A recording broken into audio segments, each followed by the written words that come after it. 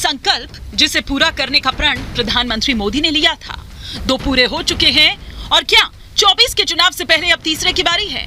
सवाल इसलिए क्योंकि जम्मू कश्मीर से अनुच्छेद 370 हट चुका है। भव्य दिव्य गगनचुंबी राम मंदिर बनकर तैयार हो रहा है और अब यूनिफॉर्म सिविल कोड का दांव चल दिया गया है। सेंट्रल लॉ कमीशन ने यूनिफॉर्म सिविल कोड पर सुझाव मांगे हैं। सार्वजनिक व धार्मिक संगठनों से इस मुद्दे पर राय मांगी गई है।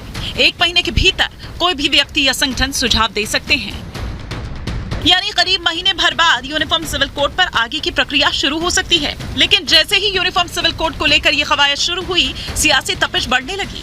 समाजवादी पार्टी के सांसद शफीकुर रहमान बर्क ने तो कॉमन सिविल कोड के विरोध में गजब ही तर्क दे दिया। सिविल कोड का मामला जो है वो हलक से किसी के उतरेगा नहीं। हम अपने मजहब के एतबार से रसूमात अदा करेंगे और हिंदू भाई हैं या और सिख ईसाई और दूसरे लोग हैं वो भी अपने हिसाब से करते हैं। कुछ लोग मजहबी कट्टरपन के आधार पर हर बात को तय करने का प्रयास करते हैं। शफीकुर रहमान बर्क हो, एसटी हसन हो या आजम खान हो, समाजवादी पार्टी के कुछ नेता लगातार ऐसे मुफ्ती मौलवियों को प्रोत्साहित करने का काम करते हैं जो महिलाओं पर किसी भी तरह से नियंत्रण करना चाहते हैं। सिविल कोड के नाम पर सियासी गलियारा तप रहा है, लेकिन सवाल यह है कि आखिर सिविल कोड से परेशानी क्यों है?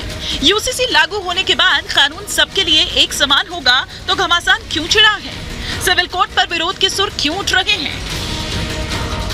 ये सिर्फ और सिर्फ पॉलिटिकल स्टंट है।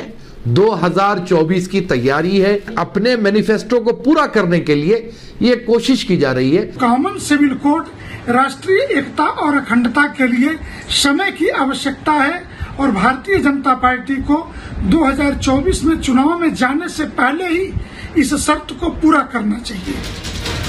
यूनिफॉर्म सिविल कोड पर एक ओर संग्राम छिड़ा है तो दूसरी ओर उत्तराखंड में इसे लागू करने की तैयारी शुरू हो चुकी है। ये बताया जा रहा है कि उत्तराखंड में यूसीसी पर ड्राफ्ट बनकर तैयार हो चुका है और जल्द ही इसे लागू किया जा सकता है। केवल विरोध के लिए विरोध नहीं करना चाहिए, क्योंकि ये हम किसी दुर्भावनाओं से नहीं ला रहे हैं। हम तो देश के सभी वर्गों के हितों के लिए ला रहे हैं। जिस कॉमन सिविल कोड को लाने की तैयारी हो रही है वो लागू होगा तो फिर क्या बदल जाएगा, जरा ये भी समझ लीजिए। हर नागरिक के लिए एक समान कानून होगा। हर धर्म, जाति, लिंग के लिए एक कानून होगा। शादी, तलाक, जमीन बंटवारे में एक नियम होंगे। वसीयत, बच्चा गोद लेने में भी समान कानून लागू होगा। लेकिन एक देश एक विधान और सब समान ही विपक्षी दलों को रास नहीं आ रहा। भारतीय जनता पार्टी सरकार की हालत ऐसे ही जैसे तूफान आए और उसमें उसका जहाज फंस जाए और वो छटपटा रही है मुद्दों की तलाश में। हिमाचल में, कर्नाटक में पिटने के बाद कोई मुद्दा तो आए जो उसे बचाए। जब 3 तलाक खत्म किया गया तो उसका लाभ मुस्लिम समाज की महिलाओं को हुआ। यूनिफॉर्म सिविल कोड जो है वो समाज की बेहतरी के लिए काम करने वाला कोड है। 24 के चुनाव से पहले यूनिफॉर्म सिविल कोड पर सियासी शोर तेज हो गया है, लेकिन सवाल ये है कि सबके लिए एक समान कानून होगा तो परेशानी क्या है? क्या यूनिफॉर्म सिविल कोड पर विरोध सिर्फ सियासी है?